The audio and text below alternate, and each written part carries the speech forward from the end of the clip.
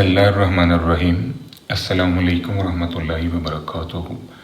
लाखों करोड़ों दरूद सलाम नबी करीम सल्लल्लाहु अलैहि वसल्लम पर और आपकी आल पर। हम बेटा सेकुलर ट्रेंड मेजर कर रहे हैं। सेकुलर ट्रेंड की मेजरमेंट के लिए आज हम तीसरा मेथड यूज़ करेंगे, that's called moving average method. इंतहाई इम्पोर्टेंट मेथड है, अक्सर पेपर में इस मेथड से रिलेटेड क्वेश्चन आता है। मूविंग एवरेज मेथड के अंदर हमारे पास दो ऑप्शंस होती हैं, एक ऑड नंबर ऑफ ईयर्स और दूसरा है इवन नंबर ऑफ ईयर्स। अगर हम ऑड नंबर ऑफ ईयर्स की बात करें तो इससे मुराद 3 ईयर मूविंग एवरेज है, 5 year moving average, 7 year moving average, 9 year moving average. अगर हम इवन नंबर ऑफ ईयर्स की बात करें तो इवन नंबर ऑफ ईयर्स में 4 ईयर मूविंग एवरेज आ सकता है, 6 ईयर मूविंग एवरेज आ सकता है, 2 ईयर मूविंग एवरेज आ सकता है। ये बात आपने बेटा ज़हन नशीन रखनी है कि जब भी हम इवन नंबर ऑफ ईयर्स में काम करेंगे तो यहाँ पर जो मूविंग प्रोसेस है वो 2 दफ़ा आपको करना पड़ेगा। उसकी वजह ये है कि यहाँ पर जो वैल्यू होती है, जैसे ये 4 ईयर मूविंग एवरेज है तो ये 2 ईयर्स के दरमियान में आ रही होती है।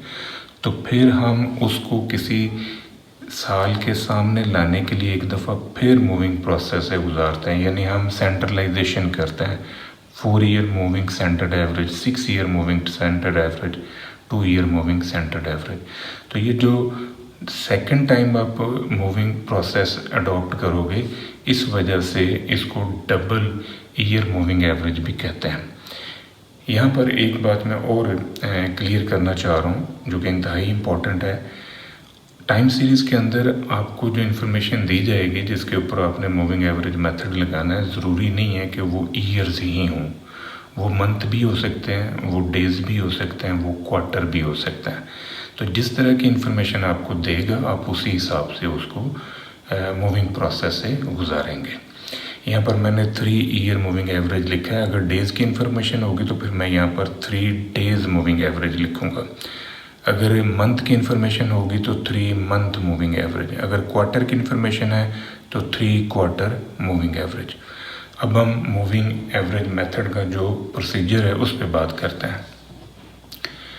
मूविंग एवरेज मेथड को अप्लाई करते हुए जो पहला स्टेप हम लेते हैं वो है सम अप के नंबर ऑफ ईयर वैल्यूज़। अगर आप 3 ईयर मूविंग एवरेज में काम कर रहे हैं तो आपने 3 सालों की वैल्यूज़ को जमा करना है। अगर आप 5 ईयर मूविंग एवरेज निकालना चाह रहे हैं तो आपने 5 सालों की एवरेज को जमा करना है, एंड सो ऑन। एवरेज के नंबर ऑफ ईयर वैल्यूज़, वो जो आपने सम अप किया है पहले स्टेप के अंदर, उसको फिर आपने के पे डिवाइड करना है। इससे आपको मीन मिलेगा, जिसे हम एवरेज कहते हैं, अर्थमेटिक मीन कहते हैं। थर्ड स्टेप के अंदर आपने एक वैल्यू डिस्कार्ड करनी है, यानी पिछली वैल्यू डिस्कार्ड करनी है और उससे अगली वैल्यू जो है ना वो आपने एडअप कर लेनी है। और ये प्रोसेस जो ऊपर आपने किया है ये फिर से रिपीट करना है। और ये सिलसिला आपने उस वक़्त तक चलाते रहना है जब तक आपकी लास्ट वैल्यू जो है वो इस मूविंग प्रोसेस से नहीं गुजर जाती। इन चारों स्टेप्स को अगर हम न्यूमेरिकल फॉर्म में समझें तो ये और ज़्यादा इजी होगा। मैं आपके सामने अब ऑड नंबर ऑफ ईयर्स और इवन नंबर ऑफ ईयर्स से रिलेटेड न्यूमेरिकल जो है वो सॉल्व करता हूँ, ये ज़्यादा आप समझ पाएंगे इजीली। यहाँ पर मेरे पास कुछ इन्फॉर्मेशन है 2010-2011 से रिलेटेड, ये टाइम सीरीज़ की वैल्यूज़ हैं। अगर हम 3 ईयर मूविंग एवरेज निकालेंगे तो हम 3 वैल्यूज़ को जमा करेंगे और 3 पे तकसीम कर देंगे। यानी ये जो 3 वैल्यूज़ हैं इनको हमने जमा करना है और जमा करके 3 पे तकसीम करना है। जो वैल्यू आएगी वो हमने इस सेंटर में लिखनी है। इसी तरह ऊपर से एक वैल्यू छोड़ देनी है, नीचे से एक वैल्यू आपने ऐड कर लेनी है। अब ये 3 वैल्यूज़ हैं, इन 3 को जमा करें और 3 पे तकसीम करके ये सेंटर में लिख लें। फिर ऊपर से एक वैल्यू छोड़ें, नीचे से एक नई वैल्यू आप ऐड कर लें। अब ये 3 वैल्यूज़ हैं, इन 3 को जमा किया, 3 पे तकसीम, ये आंसर आ रहा है। सिमिलर पैटर्न आपने सारी वैल्यूज़ को मूविंग प्रोसेस से गुजारना है और आपने ये 3 ईयर मूविंग एवरेज का कॉलम जनरेट करना है। यहाँ पर 2 वैल्यूज़ जो हैं ये मिस हो जाएंगी। अगर आप 5 ईयर मूविंग एवरेज में काम करेंगे तो इसके लिए आपको 5 वैल्यूज़ जो हैं 1 2 3 4 5 इन 5 वैल्यूज़ को जमा करना है और 5 पे तकसीम करना है और सेंटर में लिखना है। सेंटर आपका ये 116 आ रहा है, इसके सामने आपने वैल्यू लिखी है। फिर ऊपर से ये 110 छोड़ दें और नई वैल्यू जो है ये 136 आपने ऐड कर लेना है। अब आपके पास 1 2 3 4 5 है, ये 118 जो है ये सेंटर है। इन 5 को जमा करें 5 पे तकसीम तो ये आपका आंसर होगा। सिमिलर पैटर्न ऊपर से एक छोड़ दें और नीचे से आपने ये 138 जो है ये जमा करना। अब 138 136 124 118 और 116 इन 5 को जमा करें, 124 जो है ये सेंटर आ रहा है। पाँचों को जमा करें 5 पे तकसीम और ये आपका आंसर होगा। सिमिलर पैटर्न आपने बाकियों को भी मूविंग प्रोसेस से गुजारना है। अगर 7 ईयर मूविंग एवरेज की बात हो रही है तो आपने पहली 7 वैल्यूज़ को जमा करना है और 7 पे तकसीम करना और फिर सेंटर में लिखना है। देखें ये 138 तक आपकी 7 वैल्यूज़ आ रही हैं, तो ये आपका सेंटर है। इन 7 वैल्यूज़ को जमा करें 7 पे तकसीम और ये आपने आंसर लिख लिया। ऊपर से एक छोड़ देना है, नीचे से एक आपने ऐड करना है। अब आपके पास सेंटर 124 है, तो यहाँ पर आपने 7 को जमा किया 7 पे तकसीम। सिमिलर पैटर्न आप बाकी भी कर सकते हैं। ये जो मूविंग एवरेज प्रोसेस है ये ऑड नंबर ऑफ़ ईयर्स के लिए तो बड़ा इजी है। उसकी वजह ये कि जितनी वैल्यूज़ को आपने जमा करना है उतने भी आपने तकसीम करके आंसर लिख लेना है। जहाँ तक बात है इवन नंबर ऑफ़ ईयर्स की, तो वहाँ पर मूविंग प्रोसेस हम 2 दफ़ा अप्लाई करते हैं, इसलिए थोड़ा सा ये टेक्निकल है। अब हम इवन नंबर ऑफ़ ईयर के लिहाज से क्वेश्चन जो है वो सॉल्व करते हैं। देखिए ये इंफॉर्मेशन है आपके पास है, इस इंफॉर्मेशन के ऊपर आपने 2 ईयर मूविंग एवरेज और 2 year moving centred average apply करना है। इसी तरह आपने 4 ईयर मूविंग सेंटर्ड एवरेज निकालनी है। इंतहाई इंपॉर्टेंट पॉइंट है, बड़ी तवज्जो से आपने समझना है। पहले आपने ऑड नंबर ऑफ़ ईयर्स निकाले, अब आप इवन नंबर ऑफ़ ईयर में आ रहे हैं। हमारा टारगेट है 2 ईयर मूविंग सेंटर्ड एवरेज में। तो सबसे पहले हम इन 2 वैल्यूज़ को जमा करेंगे और जमा करके हमने ये लिख लिया। ये ऊपर मैंने हेडिंग दी हुई है 2 ईयर मूविंग टोटल। फिर ऊपर से एक छोड़ा, नीचे से एक ऐड कर लिया। इन 2 को जमा किया और सेंटर में लिख लिया। फिर इसको छोड़ें और ये वाली ऐड कर लें। इन 2 को जमा करें, ये सेंटर में मैंने लिख लिया। ये मैंने 2 ईयर मूविंग टोटल्स लिखे हुए हैं। अब ये जो टोटल हैं ये नोट करें कि ये 2010 और 11 के दरमियान है। ये वाली वैल्यू 2011 और 12 के दरमियान है। यानी ये जो टोटल्स हैं ये ईयर्स के सामने नहीं है बल्कि ईयर्स के सेंटर में आया हुआ है। अब इनको सेंट्रलाइज करने के लिए इन 2 को जमा करेंगे और 4 पे तकसीम करेंगे। ये इंतहाई इंपॉर्टेंट पॉइंट है। इन 2 को जमा किया, 4 पे तकसीम और इनके सेंटर में लिखा। ये जो वैल्यू है नोट करें ये 2011 के सामने आ गई है। अब ये 4 पे क्यों तकसीम किया ये आपने समझना है। 2 वैल्यूज़ आपने यहाँ पर सम अप की थी, फिर 2 वैल्यूज़ आपने यहाँ पर सम अप की, तो 2 × 2 4 आपने फिर 4 पे तकसीम किया। इसी तरह इसको छोड़ देना है, ये अगली वैल्यू को आपने ऐड करना है। अब इन 2 को जमा किया और 4 पे तकसीम ये वैल्यू, इन 2 को जमा किया 4 पे तकसीम ये वैल्यू, इन 2 को जमा किया 4 पे तकसीम ये वैल्यू एंड सो ऑन बाकी भी। अब हम आते हैं 4 ईयर मूविंग सेंटर्ड एवरेज में। तो सबसे पहले हम 4 ईयर मूविंग टोटल निकाल लेंगे। अब आपने क्या करना है, ये जो 4 वैल्यूज़ हैं इनको जमा करना है। ये पहली 4 को जमा करें और इनके सेंटर में लिखना है। ये आपका सेंटर आ रहा है, ये सेंट्रल वैल्यू है 456। अब ऊपर से एक छोड़ दें, नीचे से एक ऐड कर लें। अब इन 4 वैल्यूज़ का सेंटर ये है, तो इसके सामने आपने 4 वैल्यूज़ को जमा करके लिखा। अगेन ऊपर से एक छोड़ें, नीचे से एक आप ऐड कर लें, तो ये आपके पास सेंटर है। अब इस तरह सारी वैल्यूज़ को आपने मूविंग प्रोसेस से गुजारना है। ये आपके पास टोटल आ जाएंगे।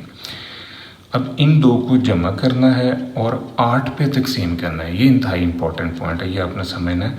उसकी रीज़न क्या है, ये 4 वैल्यूज़ को आपने जमा किया था, तो 4 × 2, क्योंकि आगे आप सेंट्रलाइजेशन कर रहे हो, सेंट्रलाइजेशन 2 के लिहाज से होती है, फिर आपने 2 को जमा करना है। तो पीछे 4 वैल्यूज़ जमा हुई थी, यहाँ पर 2 जमा हो रही हैं, तो 4 × 2 8। आपने इन 2 को जमा किया और 8 पे आपने तकसीम करना है। मैंने ऊपर हिंट लिखा हुआ है डिवाइड बाई 8। ये आपका पहला आंसर। ऊपर से एक छोड़ दें, ये वाली ऐड कर लें। इन 2 को जमा करें 8 पे तकसीम, इन 2 को जमा करें 8 पे तकसीम, इन 2 को जमा करें 8 पे तकसीम, इन 2 को जमा करें 8 पे तकसीम। जब आप 2 ईयर मूविंग सेंटर्ड एवरेज निकालते हैं तो 2 वैल्यू मिस हैं। जब आप 4 ईयर मूविंग सेंटर्ड एवरेज निकालेंगे तो 4 वैल्यूज मिस हैं, ऊपर से 2 नीचे से 2। जब आप 6 ईयर मूविंग सेंटर्ड एवरेज निकालेंगे तो 6 वैल्यूज मिस होंगी, ऊपर से 3 और नीचे से 3। अब हम इसी मेथड से रिलेटेड और न्यूमेरिकल जो है वो सॉल्व करते हैं। लेट्स सी कि आपका जो डाटा है वो नंबर ऑफ डेज़ में है। आपको वीक 1 की इन्फॉर्मेशन दी है, वीक 2 की इन्फॉर्मेशन दी, ये डेज़ के हिसाब से आपको इन्फॉर्मेशन दे दी। आपसे कहता है 7 डेज़ मूविंग एवरेज निकालना है। तो आप क्या करेंगे बेटा, 7 दिनों को आपने जमा करना है, 7 दिनों की जो वैल्यूज़ हैं इनको जमा करें और 7 पे तकसीम सेंटर में लिख लेना है। देखिए इन 7 को जमा किया, 7 पे तकसीम ये वैल्यू आ गई, ऊपर से एक छोड़ देनी है, नीचे से एक ऐड कर लेनी है। अब इस तरह इन 7 वैल्यूज़ को जमा करें, 7 पे तकसीम, ये दूसरी वैल्यू निकलेगी। सिमिलर पैटर्न सारी वैल्यूज़ को आपने मूविंग प्रोसेस से गुजार देना है। तो इससे आपके पास ये 7 डेज़ मूविंग एवरेज जो है ये बन देगी। ये आपका वाई कैप है, ट्रेंड वैल्यूज़ का कॉलम है। इससे रिलेटेड ये एक क्वेश्चन है जो आप खुद कीजिएगा। इसमें आपने 7 ईयर मूविंग एवरेज निकालना है, 7 वैल्यूज़ को जमा करें, 7 पे तकसीम। इसी तरह यहाँ पर एक क्वेश्चन है जिसमें वीक की इन्फॉर्मेशन आपको दी गई है। तो वीक के अंदर डेज़ हैं, 7 डेज़ मूविंग एवरेज आपने निकालना है। इसी से रिलेटेड एक और क्वेश्चन है। देखें, अगर आपको डाटा मंथ में दे दिया जाए और आपसे वो ये कहता है जी 4 मंथ मूविंग सेंटर्ड एवरेज निकालें, तो सेम प्रोसेस है जो आपने ईयर्स में अडॉप्ट किया था वही प्रोसेस आपने मंथ में करना है। फ़र्क सिर्फ इतना है कि यहाँ वाई की जगह पर एम आ गया है। ये 4 वैल्यूज़ को आपने जमा किया, सेंटर में लिख लिया। ये है 4 मंथ मूविंग टोटल। ऊपर से एक छोड़ दी, नीचे से एक ऐड कर लिया। अब इन 4 को जमा किया और सेंटर में लिख दिया। फिर ऊपर से एक छोड़ी, नीचे से एक ऐड कर ली। इन 4 को जमा किया सेंटर पे। ये सारी वैल्यूज़ एक आपने ऊपर से छोड़ते जाना, नीचे से एक ऐड करते जाना, ये टोटल्स आ जाएंगे। फिर आपने इन 2 को जमा करना है, ये आ गया। ऊपर से एक छोड़े, नीचे से एक ऐड कर लें। अब आप नोट करें 4 वैल्यूज़ यहाँ जमा हुई, 2 वैल्यूज़ यहाँ पर जमा हुई। ये जो आपके पास कॉलम आया है, इस कॉलम में जितनी वैल्यूज़ हैं उन सब को आपने बेटा 8 पे तकसीम करना है। उसकी रीज़न कि 4 वैल्यूज़ का टोटल और ये 2 वैल्यूज़ का टोटल 4 × 2 8 है। तो आपने इनको 8 पे तकसीम करना है। इन वैल्यूज़ को 8 पे डिवाइड करें, ये आपका आंसर होगा। इसी से रिलेटेड ये 2 क्वेश्चन हैं जो आपने खुद सॉल्व करने, ये मैंने आपको प्रैक्टिस के लिए दिए हैं। मज़ीद देखिए, अगर आपको डाटा क्वार्टर में दे दिया जाए, यानी क्वार्टर में इंफॉर्मेशन आपके पास है, तो इसके ऊपर आपने ये प्रोसेस अडॉप्ट करना है। यहाँ पर हम क्या करेंगे, 4 क्वार्टर्स टोटल, इन 4 क्वार्टर को जमा किया, सेंटर में लिख लिया। ऊपर से एक छोड़ी, नीचे से एक ऐड कर ली। ये क्वार्टर का टोटल आ रहा है, 4 क्वार्टर्स टोटल। फिर ऊपर से एक छोड़ो, नीचे से एक ऐड कर लो। सेम प्रोसेस आपने सारी वैल्यूज़ के ऊपर अप्लाई कर देना है। ये जो आपके पास से टोटल्स आए हैं, इनको फिर 2 को जमा करना है। ऊपर से छोड़ें एक, नीचे से एक ऐड कर लें, ऊपर से छोड़ी, नीचे से एक ऐड, तो ये टोटल्स आ गए। 4 वैल्यूज़ यहाँ जमा हुई हैं, 2 यहाँ जमा हुई हैं, 4 × 2 8। इन वैल्यूज़ को आपने 8 पे तकसीम करना, तो ये आपके पास ट्रेंड खुल जाएगा 4 क्वार्टर मूविंग सेंटर्ड एवरेज। ये वाई कैप है, ये आपका रिक्वायर्ड आंसर है। इसी से रेलिवेंट ये एक क्वेश्चन है जो आप खुद प्रैक्टिस के लिए सॉल्व कर सकते हैं। अब हम आते हैं इस मेथड की एडवांटेजेस के ऊपर। मूविंग एवरेज मेथड जो है, इसकी सबसे बड़ी एडवांटेज ये है कि ये ट्रेंड को मेजर करने के लिए हम इस्तेमाल करते हैं और बहुत यूज़फुल है। ये हर किस्म के ट्रेंड को मेजर कर सकता है, लीनियर और नॉन लीनियर दोनों ट्रेंड को ये मेजर कर सकता है। जबकि सेमी एवरेज में हम बाउंड होते थे, सिर्फ लीनियर ट्रेंड ही मेजर होता था, नॉन लीनियर ट्रेंड के ऊपर सेमी एवरेज मेथड नहीं लगता। ये ऑब्जेक्टिव मेथड है, all person arrived same result, जितने भी लोग काम करेंगे एक टाइम सीरीज़ के ऊपर सबका रिजल्ट सेम होगा। It helps in forecasting, future को फोरकास्ट करने में ये ट्रेंड जो है बहुत इफ़ेक्टिव है। It use to remove cyclical and seasonal variation, दोनों वेरिएशन को जो कि साइक्लिकल और सीजनल हैं इनको रिमूव करने में ये मेथड की रोल प्ले करता है। New data can be added and old data can be discarded, हम पुराना डाटा निकाल भी सकते हैं और नया डाटा जो है वो हम ऐड भी कर सकते हैं। ये बहुत बड़ी सहूलत है जो ये मेथड हमें देता है। ये सहूलत हमें जो सेमी एवरेज मेथड है उसमें नहीं थी। It is mathematically sound method, चूँकि ये एक मैथमेटिकल ट्रीटमेंट में से गुज़रता है, इस वजह से ये मैथमेटिकली साउंड भी है। अब इसकी जो डिसएडवांटेजेस हैं उन पे भी बात करते हैं। ये छोटे से टाइम पीरियड के लिए या छोटे से टाइम सीरीज़ के लिए ये इफ़ेक्टिव है, यानी 10-15 वैल्यूज़ हैं तो उसके ऊपर आप इसे इजीली अप्लाई कर सकते हैं। It's forecasting based on graph, ये बड़ा इम्पॉर्टेंट है कि इस मेथड से जो फोरकास्टिंग हम करते हैं वो ग्राफ की मदद से करते हैं। तो ग्राफ की जो फोरकास्टिंग है वो ज़्यादा रिलायबल नहीं होती। उसकी वजह ये है कि अगर तो आपको ग्राफ बनाने में महारत है, अगर आप वो ब्लॉक्स छोटे छोटे जो ग्राफ पेपर के ऊपर हैं उनको बड़ी केयर के साथ फिलअप करते हैं तो इससे आपकी कैलकुलेशन काफ़ी हद तक बेहतर होगी। अदरवाइज़ कोई ना कोई मार्जिन जो है वो आपको नज़र आएगा। तो फोरकास्टिंग इसकी ज़्यादा रिलायबल नहीं है। सिलेक्शन ऑफ की period moving average is sometimes created lots of problem, कि कितने ईयर मूविंग एवरेज या कितने डेज मूविंग एवरेज आपने यूज़ करना है, ये डिसाइड करना भी समटाइम मुश्किल हो जाता है। It based on arithmetic mean, ये इंतहाई इम्पॉर्टेंट डिसएडवांटेज है। उसकी वजह ये कि ये मूविंग एवरेज मेथड जो है ये अर्थमेटिक मीन पे बेस करता है जो हाईली इफेक्टेड एक्सट्रीम वैल्यूज़ हैं, क्योंकि डाटे में अगर एक्सट्रीम वैल्यूज़ आ जाएंगी तो फिर अर्थमेटिक मीन की वैल्यू बहुत ज़्यादा इफेक्ट होती है। अगर हमारा ट्रेंड एक्सपोनेंशियल है या ज्योमेट्रिक ट्रेंड है तो वहाँ पर फिर हम अर्थमेटिक मीन यूज़ नहीं कर सकते, उसके लिए हमें ज्योमेट्रिक मीन जो है वो यूज़ करना पड़ता है। तो ये इस मेथड की कुछ ड्रॉबैक्स थी।